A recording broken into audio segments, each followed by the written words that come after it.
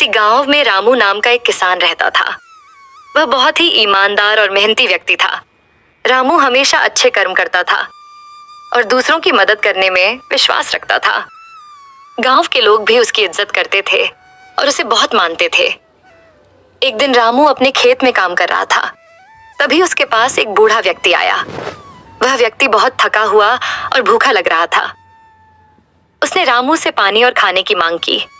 रामू ने तुरंत उसे अपने घर बुलाया, उसे पानी पिलाया और भोजन करवाया।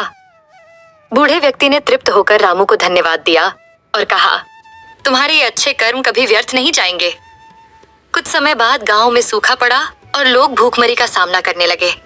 रामू के खेतों में भी कुछ नहीं होगा और वह भी परेशान हो गया। उसने कई जगह मदद की कोशिश की, लेकिन कोई सहायता नहीं मिली। एक दिन वही बूढ़ा व्यक्ति फिर से रामू के पास आया और बोला, रामू, तुम्हारे अच्छे कर्मों का फल तुम्हें मिलेगा। तुमने मुझे उस दिन भोजन दिया था, इसलिए अब मैं तुम्हारी मदद करूंगा। बूढ़े व्यक्ति ने रामू को कुछ बीज दिए और कहा, इन्हें अपने खेत में बो, ये बीज खास हैं। रामू ने बूढ़े व्यक्ति के कहने पर बीज बो दिए और कुछ ही दिनों में उसके खेत में भरपूर फसल उगाई।